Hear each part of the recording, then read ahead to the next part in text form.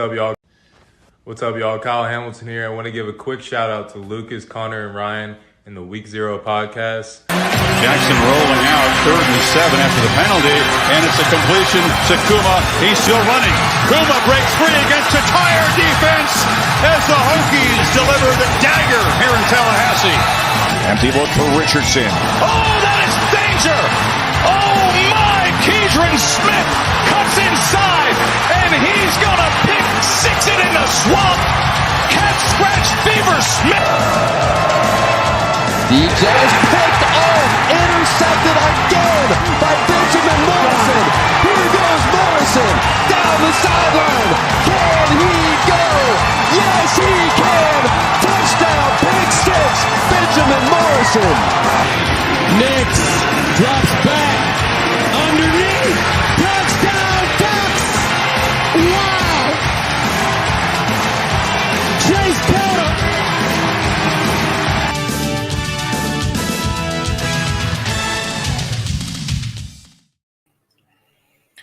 Hello, everybody, and welcome. This is kind of a weird one because we don't have Ryan or Connor this week, but I'm your host this week.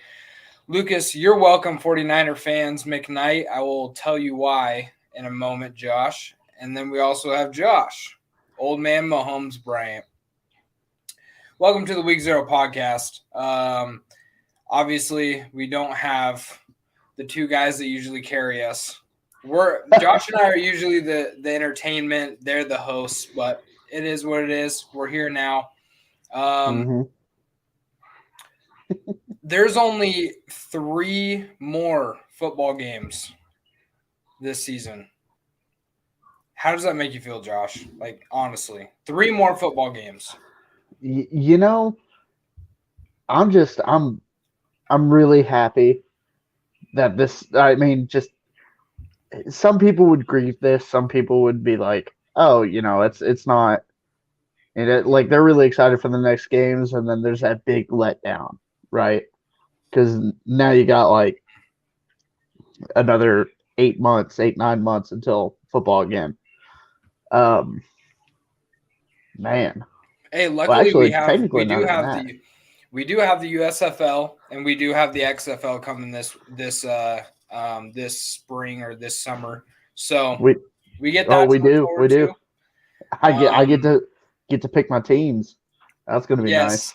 Yes, I am a St. Louis Battlehawks fan. I was when they when the XFL folded 2 years ago. I just chose St. Louis.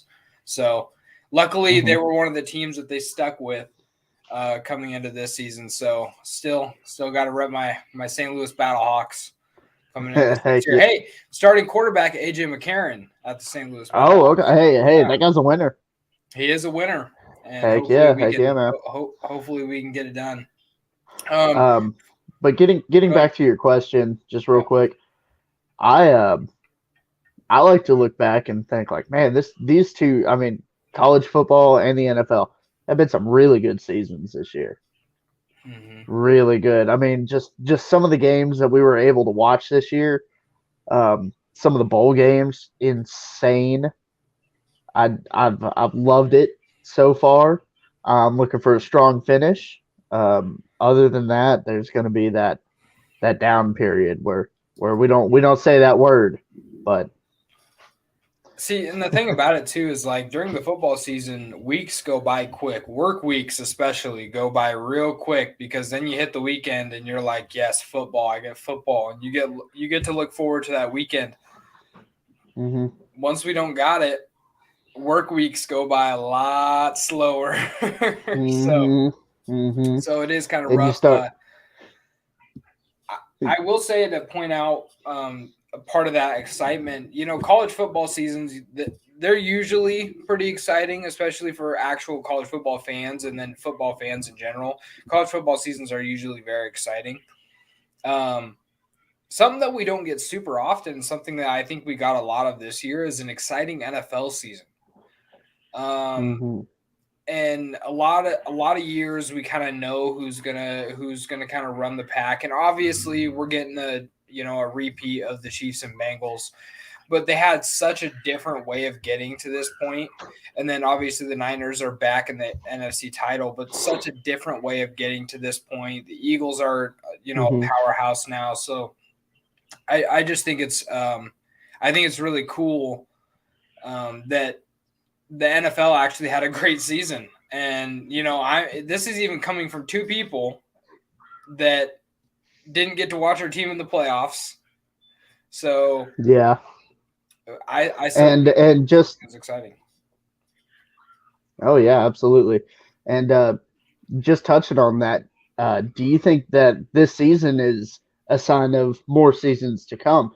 Are we seeing kind of a changing of the guard a little bit with all this new talent coming in and all these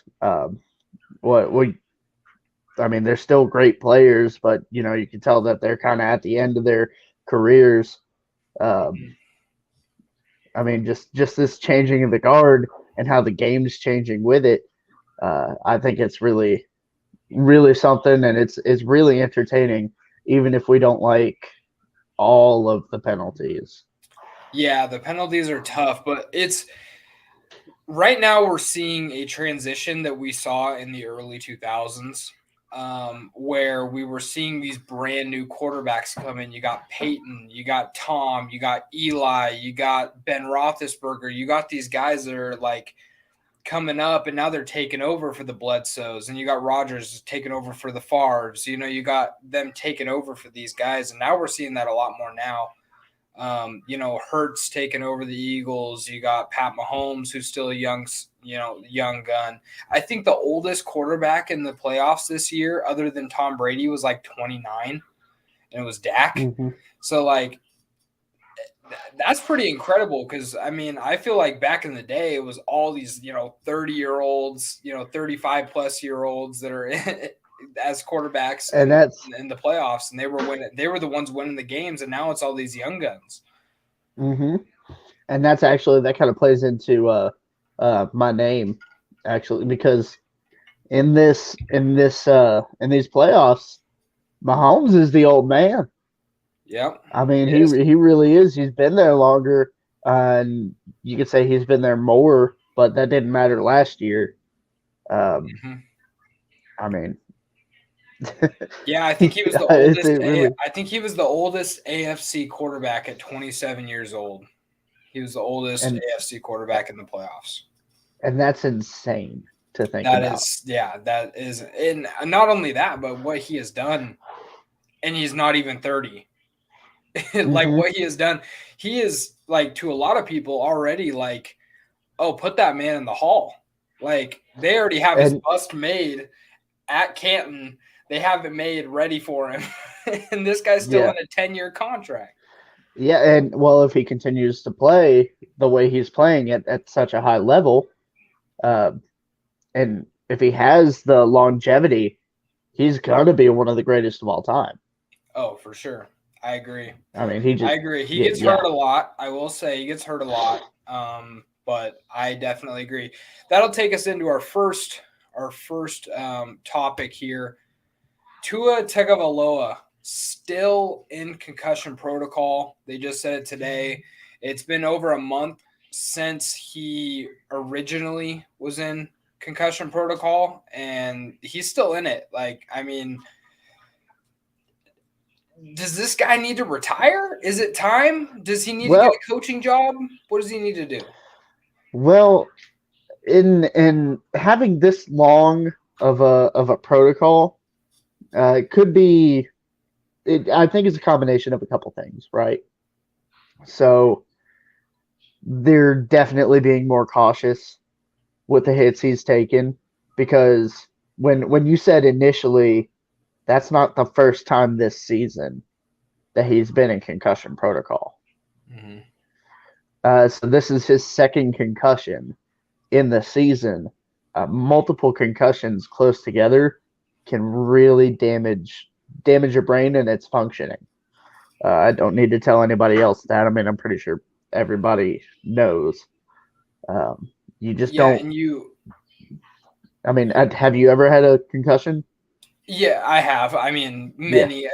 Brett Favre spoke about it recently where he said he probably had millions because a concussion to some people is like, oh, you got knocked out or you're stumbling. No, that's It's just a a bruise. severe Yeah. concussion. Whereas like regular concussions, I mean, they're just your head rocking basically. If you ever feel like dizzy or something like that after taking a hit in football and you're like you shake it off and you're okay, that's a concussion. So yeah, Mhm. I mean, I'm sure I've had plenty, never as bad as Tua, but if you look at it like from the standpoint of like the UFC, these guys obviously have thousands of concussions. They get their heads bounced off of the canvas every night basically. Mhm.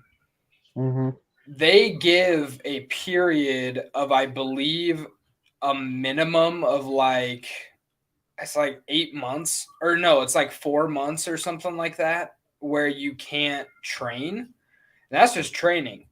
You have to have like a Mhm. certain amount of time where you can't train because like after you get knocked out, there's a certain amount of time. And Kamaru Usman, one of the former champions in the UFC, he was talking about it, and he was like, it sucked because by month and a half, you feel fine. And you're like, oh, I want to get back out there and I want to train and I want to do all this stuff. And But it's like, nope, you cannot, because if you get hit again, you're going to be messed up. So, oh yeah, yeah, absolutely. And so why Tua is still in this protocol is because they're taking it extremely seriously. Which good on the NFL for doing this, but um, that first concussion he had this season I believe they messed up because they yeah, had him back way too the soon. next week and he got hit again. Yeah. And what I thought I was just crazy too you is know they were talking about him playing in the playoff game. And there was a big talk about him playing in the playoff game. And then obviously, they came out and said, he's not going to play. He's not ready. If they would have had a change of heart or some sort of different thoughts on Tua and played him in that game, obviously hindsight is 2020, but he's still in protocol and we're in the we're in the championship games. Like it's crazy to me. That kind of leads us into our next topic. The best NFL scripts to look forward to. Obviously, some of them not to look forward to because, a lot of people are saying that Damar Hamlin and all that stuff, it was all scripted and stuff. Obviously, I'm not that much of a conspiracy theorist, but there's a lot of people talking about these, NFL being scripted, all these things. And looking at these two games that are happening now, what could you see, say the NFL is scripted, what could you see playing out from these two games to make for a story in the Super Bowl? Okay, so I could definitely see I could definitely see San Francisco having a lackluster performance, kind of like they did last game, and Just to just boost not the getting it Eagles. done. Yeah. Just to kind of boost the Eagles up, so that they can get back to the championship again. Because I mean, I don't know about you, but that was one of my favorite Super Bowls. Oh yeah, one of the best ever for sure. Absolutely, Philly special, baby. And then on the AFC side, you have Cincinnati going to Arrowhead to face Kansas City, and I don't know heads or tails on that one. And this is and just to be like clear on this, we're not talking about what's going to happen. We're not talking about this is under the premise what would be a good story, right? This is, what would be a good story? What would be for somebody, say you're a writer at ESPN and you're like, oh, dude, I'm hopping on this. This is awesome. Like, I'm going to write a 4-page article about this because this is great. Like, if you had some random teams play against each other. Yeah. Okay, so does does Cincinnati get the nod and they get to go win a Super Bowl? So I think of a handful. So, like, for example, for me, Kansas City taking on Philadelphia. You got Andy Reid against his former team that he went to a Super Bowl with as the head coach and coached for 15 years, I believe he coached for Philadelphia. There's a storyline right there alone. You got, if San Francisco plays Cincinnati, you got the rematch between, obviously between the Niners and the Bengals in the Super Bowl, because they played back in the 90s with Joe Montana and Boomer Esiason. And obviously Joe Montana and the Niners came out victorious. You look at, and then you look at like the Bengals and Eagles. Maybe you could make a story out of it, like Hurts versus Burrow, some rematch between them. Hurts trying to get some payback after getting destroyed in the 2019 playoffs, in the 2019 college football playoffs. Like stories like this. I mean, the Chiefs, and then it writes itself too, because like the Chiefs and the 49ers, they were in the 2019 Super Bowl and the Chiefs ended up victorious. So like all these different scripts, and then going into the next season, for me, it's like, where does Tom Brady go? Does he come back to play with does he go to play in Las Vegas and bring Gronk back with Mike McDaniels? I don't know. I mean, a lot of people are speculating it just to cause. I mean, the NFL script writers, man. If it happened to any fan base, of course it would be the Raiders. It would be the Raiders. Of course, they'd be so hyped, and then it'd just be such a letdown. And see, it's funny. It's funny that you say that too, because like I've been thinking about it a lot with the Tom Brady stuff. Obviously, Tennessee is in the market for a quarterback. A lot of people are like, no, we don't want Brady. We don't want Brady. It's like, dude, people were saying that 4 years ago or 3 years ago, and he went and won a Super Bowl his first year. I'm afraid that they might mean it this time, Lucas. Yeah, but I can't until I see it, because he still went to the playoffs. Yeah, they were 8-9. Yeah, they had a losing record, but they won their division. And they went to the playoffs. One of the worst offensive coordinators, I think, last season. They won the worst, one of the worst divisions in the NFL. Yes, for sure. I'll give you that, but I mean, playoff getting to the playoff games, I think they were probably. I don't even know if they were the best team in that division. Honestly, I think the Saints were probably the best overall team in the division. Yeah, they were just to get them there. But when are they gonna fix that?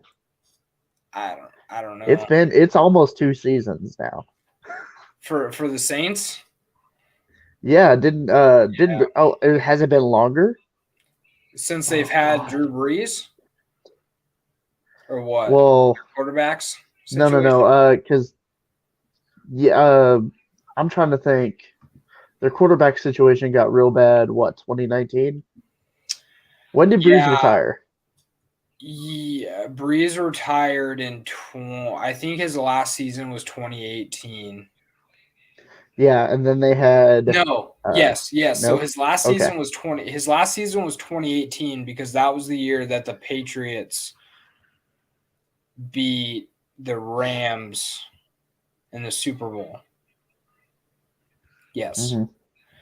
So, and that was the year that the Rams beat the Saints on that terrible non-pass interference call. And so, yeah, that was Drew Brees last year. So it's been 19, 20, 21, 22. So 4 seasons since they have had a good quarterback. And they keep trying Jameis Winston. That's just never going to work. Keep trying. Is that maybe he's going to be better this season? Oh, and he's hurt again. Nope. And he's hurt. And towards ACL. And towards the rotator cuff. All right, moving into our next topic. Speaking of quarterbacks, Brock Purdy. Who would have thunk it? Brock Purdy, Jalen Hurts 2.0 The game that nobody thought that would ever happen, two quarterbacks we never thought would ever play each other again. Hurts, obviously, we never thought he would be a decent starter. Purdy, nobody thought he would even make a roster. But now they're both here. Looking back on their game that they played against each other, I believe it was in the 2019. Yeah, because 2019 was the year that, yeah. So the 2019 season, Oklahoma won that 42-41. Brock Purdy, 19 for 30, 282 yards, 5 touchdown passes. Jalen Hurts, 18 for 26, 273 yards, 3 touchdowns, 1 interception. This was the year, I believe, as well, that Iowa State was ranked top 10 to start the year, ended up losing like 6 games. Yep. I mean, I don't think it's going to live up to that kind of game. It really wasn't. If you look at the box score, it really wasn't that good of a game. It was just Iowa State scored 20 points to Oklahoma 0 in the fourth. So, I mean, I don't know if it lives up to that kind of hype. Because, I mean, frankly, I'm just waiting for Brock Purdy to have a famous Brock Purdy game.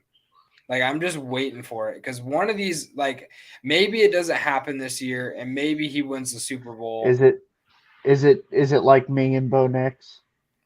Yeah, is that? I'm just waiting for it. It doesn't help. It doesn't help that my boss is a 49er fan, and I get to hear about it every week. Oh no. I will give him credit though. He did say even when Jimmy Garoppolo was healthy and Trey Lance was healthy, he said Brock Purdy was a good quarterback and he needs to stay on the roster. And I was like, Brock Purdy? What the hell are you talking about, Brock Purdy? And he was like, he needs to stay on the roster. He looked good in preseason. I'm like, dude, his preseason doesn't matter. And I'm eating my words. Apparently it does a little bit. Apparently it matters. I'm eating my words right now. Brock Purdy is absolutely killing it. But we can move on to these picks. So offensive rookie of the year. The 3 candidates this year are Kenneth Walker III, Brock Purdy, of course, and then Garrett Wilson from the New York Jets. What do you think? Who do you think takes it, and what do you think about these guys? Well, yeah, I really want to say Purdy. I mean, he's gotten his team to the NFC Championship game. He might even take them further, which has been done by a rookie quarterback before. But this guy didn't start the year. He was, like you had just said, they just kept him on the roster. And look how well he's worked out. He may not be putting up crazy numbers or anything like that, but he's winning games. Who was the last rookie quarterback to get this far? The last rookie quarterback to get this far. I know Roethlisberger won a Super Bowl. Yes, and that was something I compared to a lot because I was like, yeah, Brock Purdy did this, but Ben Roethlisberger won 13. He won 13 straight, which is crazy. I don't think that'll ever get beaten. Obviously, Purdy can't have the luxury. Well, the luxury of starting, but there's an argument to be made that Roethlisberger's team carried him there. Yeah, and that's an argument that a lot of people make for Purdy here too, and I agree. Frankly, I think that every single starter, all 32 starters in the NFL right now, I think they would have success on this 49ers roster. Now, would they get as far as they are? Maybe. I think there's probably a handful, maybe 10, 15 quarterbacks that could probably get to and win a Super Bowl or get to this point in the conference title game with Brock Purdy. But their team is stacked. Their team is so good. And the fact that, getting Christian McCaffrey and all this, like, but I would be curious to know who the last rookie quarterback to get there would be. I can't even think of it. In my head, it might have been Big Ben. He might have been the last rookie quarterback to get to and win the Could have Super been. Bowl. When did Mahomes do it? He did it his sophomore junior season. His second year? Oh, It was his third season. Okay. Yeah. He won the MVP in his All right. second year and lost to the Patriots. Hmm. But Oh, by the way, what's up? nobody's watching right now. Oh, that's fine. That's fine. I just checked in it. Yeah. Just get it for the video. It's all right. Yeah, we're here. For me, I think it's probably going to be Brock Purdy just because where he got, where he's at. Kenneth Walker had a great season. Crazy Absolutely. season. Very good season. And, I wasn't expecting it at all.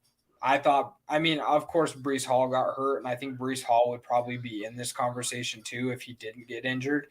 Mm-hmm. I think it's definitely between Walker and Purdy. Garrett Wilson had a great year too, but I just think Walker and Purdy separated themselves from the rest. Definitely.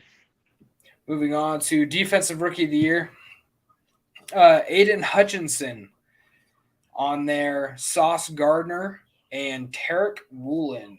Tarek Woolen, I believe, was a fifth or sixth round pick. Another late rounder that's up for this list, and he was tied with I think 2 or 3 other guys for the most interceptions this season. I think he stands at 6 foot. I think he's 6'5", and he runs a 4.2 40, and he's a corner. It's absolutely ridiculous. But who do you think out of these guys is the most deserving? Well, I'd have to go with Sauce Gardner.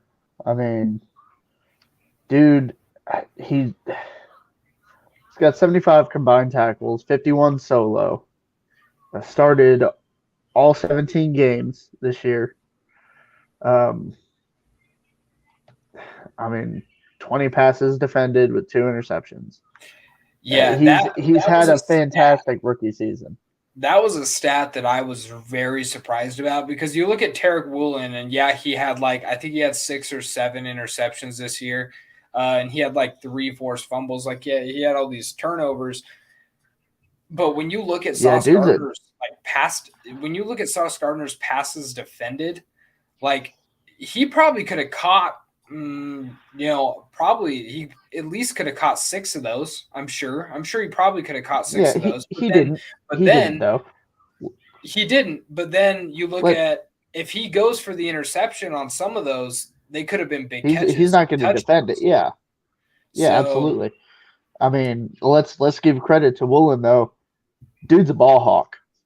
Oh, he's incredible. Yeah, dude's turnover machine. He's a faster Richard Sherman, in my opinion. He's tall, he's big like Sherman. He absolute ball hawk. But he's fast. Yeah. He's insane. And then you're looking at Aiden Hutchinson too. 4 interceptions as a defensive end. Mm-hmm. He had as 4 a DN, that's right. Which is pretty crazy. He was actually he was kind of ball hawking out there. I believe it was the Christmas Day game where he was playing in coverage on the sideline and got the ball thrown right to him. It's pretty let me see what we got here. Okay, so how many interceptions? I think he had 4. 4. Okay. As a defensive end. Yeah. Okay. So I'm going to compare him to a linebacker who's fantastic, and he kind of plays that end spot sometimes. TJ Watt, 2 interceptions. Now he was hurt half the season, but I I can see a lot of that TJ Watt. I think he does play a lot of that kind of same position where he's an edge. He's your edge threat / he can play a little bit up back there into coverage. I see a lot of that, and then you looking at the Lions, man. They got a lot of upside if they can just put some things together. Hutchinson's great. For me, I think I'm probably going to go with Tarek Woolen. That's a little bit biased on my point on my side, just because of the Pacific Northwest. But that would be my pick for that. Super Bowl team predictions and the winner of the Super Bowl. Who you got?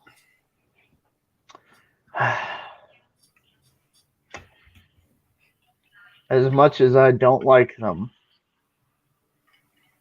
and as much as I know they'll find a way to lose it, I want the Bengals to go win this Super Bowl. I think Joe Burrow deserves it. He's been playing on fire this year. I mean, there's a reason why I had him on my fantasy team. Dude's out here balling. I believe he would be the first national championship winning, Heisman Trophy winning quarterback to win a Super Bowl. I can't think of any other quarterback that has ever done that. So that would be pretty incredible. But who do you have him playing? I've got him playing Brock Purdy and the Niners. That's going to be it's going to be just a mammoth of a task, because it really is. Because those Niners are stacked. But yeah, and that's kind of what I want. I want it to be a good game. I want it to be like back and forth. Do you remember? It's one of the best NFL games I ever watched. The Los Angeles Rams and Chiefs. Yeah. 54-51. Yeah. That's what I want the Super Bowl to be like. Yeah, so I was talking to somebody about this and how I think that, the 49ers defense is so good that eventually I think we're going to have a game where they let up a lot of points, and it's going to be a barn burner, because I feel like we get that very often with really, if we have two teams that have really good defenses, sometimes they kind of let up and then the offenses go crazy. And I think that's something that we could see very easily either next week or either this weekend in the Eagles game or the week or 2 weeks after. Yeah, and I'm going to have to agree with you. I know that Patrick Mahomes is playing, and it's hard. Patrick Mahomes is like the Tom Brady now. It's hard to bet against the guy. It's hard to bet against the guy because he always just pulls something out of his, what. My favorite, like, here's what I think of Patrick Mahomes, right? If Brett Favre was good.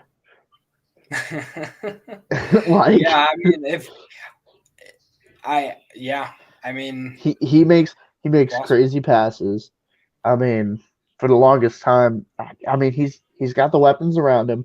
He can do it. He can lay out. He can extend plays. He can still do it. Yeah. He's extremely good, and it's hard to bet against the guy. It's hard to bet against the Chiefs, but I just think the Cincinnati Bengals are kind of a team of destiny. They're going to win at least one, I think, in the Burrow era. If not, they're going to turn into the 90s Buffalo Bills. They're going to go to 4 straight and lose 4 straight, which I could see it happening. But yeah, I do think they play the 49ers. I think it's going to be a really good game against them and the Eagles, but I just think the Niners are a little bit more experienced going there. And if you think about it, Brock Purdy and Jalen Hurts, they have the same amount of experience when it comes to playoff games. This will be they'll be in the same amount. Hurts went to one last year and lost, but he also got the bye week this year. So there's really no advantage when it comes to experience at the quarterback position. I think it's just going to come from the defensive line. You got the Bosa, Armstead, and that's part of my name saying you're welcome 49ers is I actually met Eric Armstead in the offseason and at the spring game and, got a picture with him and whatever. And I was telling my boss, I was like, that's why they're there, because I gave him all my powers at the meeting. I gave him all my powers. And actually the same day I met Bo Nix, gave him all my powers too. That's why he was so good this year. So I guess I'm just a good luck charm. I'm pretty sure you shared those pictures and the Twitter. And I did. Our Twitter DM, and we got to see how short you were. Yes. To be fair, Eric Armstead is a giant. Yes, he is.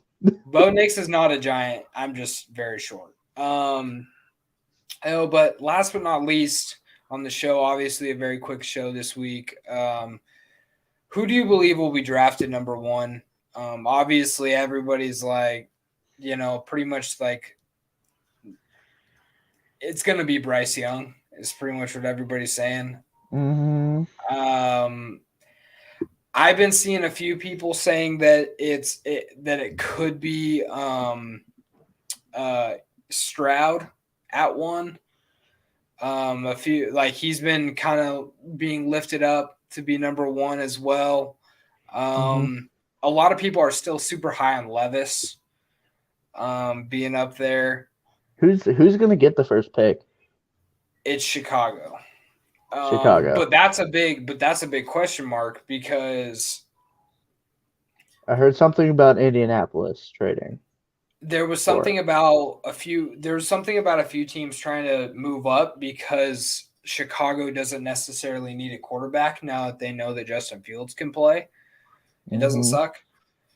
But I did see something that said that they may be planning on getting rid of Fields and then drafting Young at one. So never know. I think we pretty much can agree Bryce Young's probably going to be the number one overall pick. Is he going to be good? I have no idea. I think he's too small, in my opinion, but it's impossible to say that anymore because Brock Purdy is tiny and look what he's doing. So, you never know. As long as he's not going to the Texans, I'm happy because I'm done with dealing with the Texans. I hope they suck for a long time.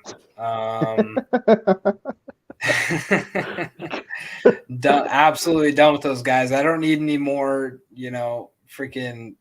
I don't need any more Deshaun Watsons coming into my division and dominating it. Or I don't need any Andrew Lucks either, which is why I'm kind of scared because some people are saying that Will Levis is going to get drafted by the Colts. Yeah, then you're going to have to worry about an athletic and just run all over you, throw the ball 80 yards kind of quarterback. Yep. That's going to be tough. Because I've seen Will Levis when he plays well. Yeah, and that's why I want him. I want him in Tennessee, but I just don't think we're going to be able to get him. And I think we're probably going to try to get somebody else in the offseason, but I want Levis. I want to get Levis. I want to draft Jalen Hyatt in the second round, and I want to actually compete again. But yeah. Anyways. We need to do one thing because Ryan's not here. Okay. Notre Dame sucks. Notre Dame sucks. Broncos still suck. They're not getting Sean Payton. It's not going to happen. If they do get Sean Payton, he's just going to be a sad reminder of what he once was. I'm And looking also forward. on top of that, I know we're streaming on both Ryan and Connor's channels. Ravens suck too. Hate the Ravens. Yeah, I mean they can. I mean we they both can't hate the even beat the Ravens. Steelers. Yeah, they Can't can't beat even the beat the Steelers. Steelers. Nope. You know, all this stuff. But anyways, all right, guys. This has been the Week 0 podcast. Is this Probably under our an hour? shortest one ever. 40 By far the minutes. fastest? Yeah, super quick. Did I just lose you?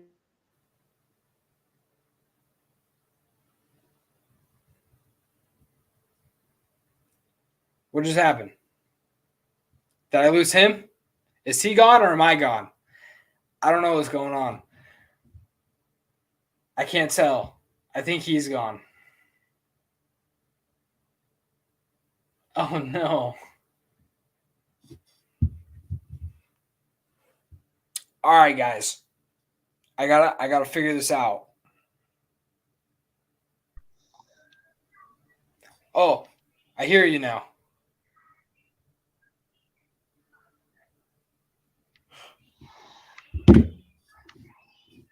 Do you hear me? Hello? I'm back? Am I You're back now? You're back. Jesus Christ. All right. You're back just in time for the outro. Oh, All excellent. right. Excellent. Hold on. Sweet. What was the last thing you heard me say? I don't know. I don't Crap. even remember. Yeah, I forgot myself. Something about the Ravens. But Oh. this has been the Week 0 podcast. I'm your host this week, Lucas McKnight. My co-host to my right, no, left for you guys, right? Left, right, no, right. It's I don't know. Whatever. Josh Bryant. And we will see you guys next week, most likely. Peace out, everybody.